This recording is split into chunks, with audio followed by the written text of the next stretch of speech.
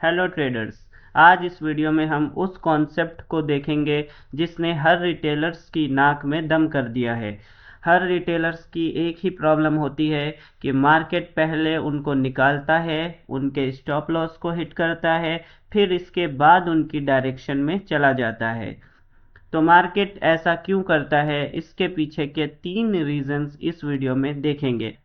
तो अगर आप इन 3 रीजंस को जानोगे तो फिर फ्यूचर में इस तरह की मिस्टेक करने से बच सकते हो। तो आइए शुरू करते हैं सबसे पहले रीजन नंबर 1 से। यहाँ पर आप देख सकते हो कि मार्केट ने एक जोन का ब्रेकआउट दिया। तो जब किसी जोन का ब्रेकआउट होता है तो क्या होता है, यहाँ पर दुनिया भर के सेलर्स आ जाते हैं। तो वो लोग यहाँ पर सेल साइड जाएंगे। तो जब मार्केट में बहुत ज़्यादा सेलर्स आ जाएंगे, रिटेलर्स आ जाएंगे, तो उनके स्टॉप लॉसेस ऊपर हो जाएंगे। तो ये मार्केट का एक सीक्रेट है कि जहाँ पर रिटेलर्स के ज़्यादा स्टॉप लॉस अवेलेबल होते हैं तो मार्केट वहीं जाने में इंटरेस्टेड हो जाता है। रिटेलर्स के जो स्टॉप लॉसेस हैं वो मार्केट के लिए मैग्नेट का काम करते हैं, जो मार्केट को अपनी तरफ खींचने की कोशिश करता है।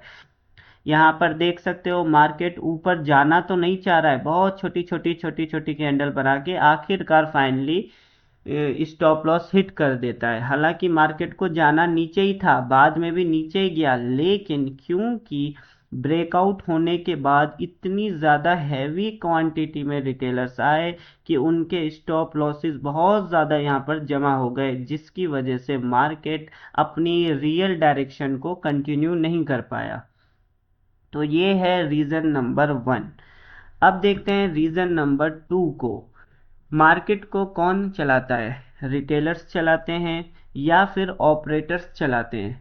तो मार्केट को ऑपरेटर्स चलाते हैं, लेकिन जब ये ब्रेकआउट होगा तो यहाँ पर बहुत सारे रिटेलर्स आके अपनी अपनी क्वांटिटी ले लेंगे।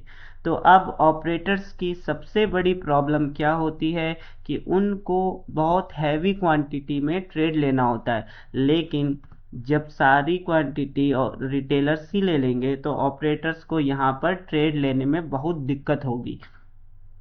इसलिए ऑपरेटर इस जोन में, यानी ये जो रिटेलर का जोन है, ब्रेकआउट के बाद रिटेलर्स का जोन होता है, उस जोन में ऑपरेटर ट्रेड लेना पसंद नहीं करता है। यहाँ पर वो अवॉइड करेगा, क्योंकि यहाँ पर उसको ट्रेड लेने में दिक्कत होगी, क्योंकि ऑपरेटर बहुत सोच समझकर ट्रेड लेता है।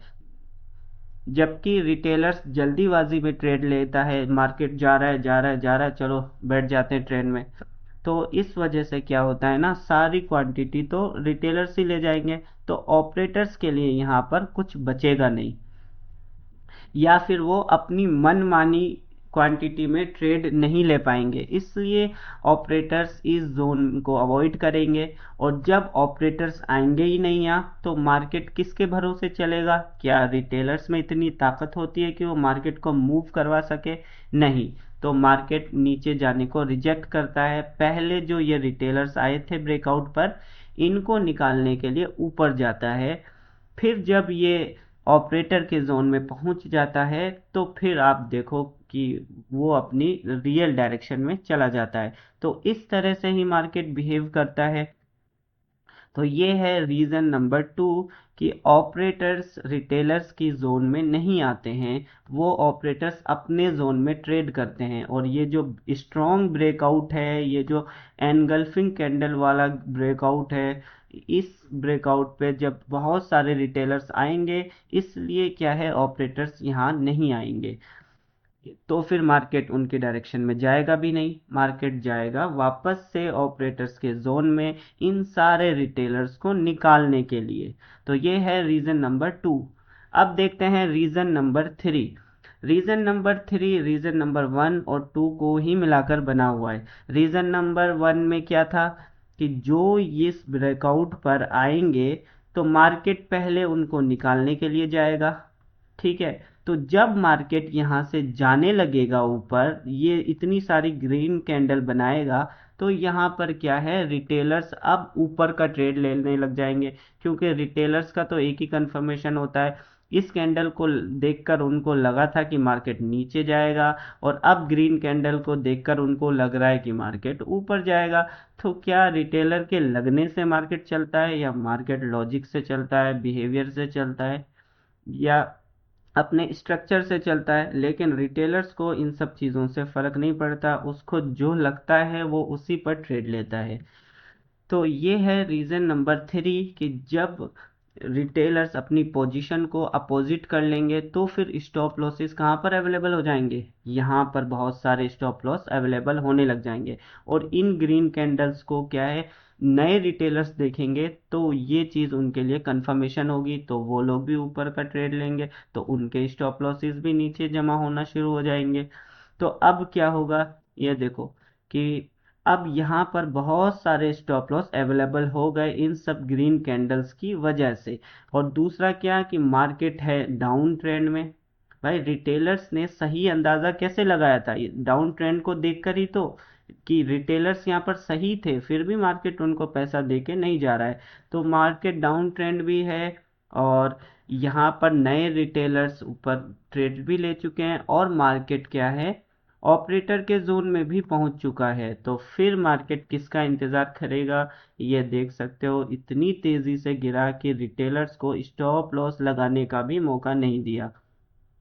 ये थे 3 रीजंस। अगर आप इनको अच्छे से प्रैक्टिस करोगे, मार्केट को देखोगे, ऑब्जर्व करोगे, तो आप इन रिटेलर्स की गलती करने से बच जाओगे।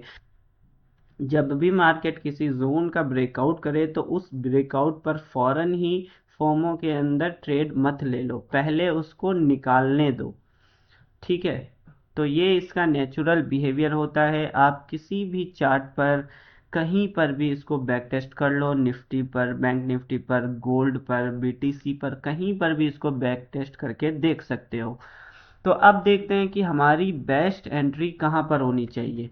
क्या हमारी बेस्ट एंट्री रिटेलर्स के जोन में होनी चाहिए जो कि मार्केट को मूव कराने की ताकत नहीं रखते हैं, या फिर हमारी बेस्ट एंट्री ऑपरेटर्स के जोन में होनी चाहिए? तो क्या करेंगे, जैसे ही ब्रेकआउट देगा किसी जोन का तो वहां वेट करेंगे कि पहले मार्केट उनको निकाले, फिर मार्केट उनको निकालने जाएगा, ऊपर के ब्रेकआउट देगा क्योंकि उसको नीचे जाने के लिए नीचे स्टॉप लॉस अवेलेबल करवाने होंगे। तो जब ये देख सकते हैं यहाँ पे ये ब्रेकआउट ऊपर के ब्रेकआउट वाले सेटअप बना रहा है, तो यहाँ जब ब्रेकआउट देगा तो बहुत सारे रिटेलर्स इस ब्रेकआउट को देखकर ऊपर का ट्रेड ले लेंगे। तो जब यहाँ पर अच्छी खासी तादाद में रिटेलर्स आ जाएंगे और फिर उसके बाद मार्केट वीकनेस शो करने लगेगा, तो जब मार्केट वीकनेस शो करने लगे तब समझ लो कि अब ऑपरेटर्स क्या है, ट्रेड लेने की सोच रहे हैं, उनका सब्र का इम्तिहान अब जवाब दे रहा है, तो अब वो लोग यहाँ से ट्रेड लेंगे। तो हमको भी यहीं पर किसी एक पुल बैक पर, टॉप पर ले लेना है। रिटेलर्स क्या करते हैं, बॉटम पर ट्रेड लेते हैं, और हमको क्या करना है, टॉप पर ट्रेड लेना है। जैसे ही एक पुल बैक दे वीकनेस के बाद वहां आप ट्रेड लेंगे, फिर उसके बाद मार्केट क्या है, ऑपरेटर्स के ही डायरेक्शन में जाएगा, तो ऑपरेटर्स भी कमाएंगे और आप भी थोड़ा बहुत कमा लोगे।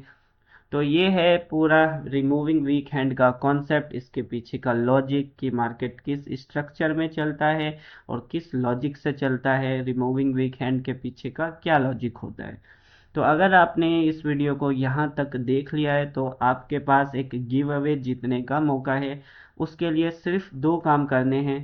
पहला, कमेंट करना है कि इस वीडियो से आपने क्या सीखा, उसको समझाना है। और दूसरा, डिस्क्रिप्शन में जो एक्सनेक्स की लिंक दी गई है उससे आपको अकाउंट ओपन करना है, तो फिर आप भी $5 से $10 गिव अवे जीत सकते हो। तो मिलते हैं किसी अगली वीडियो में। Thank you.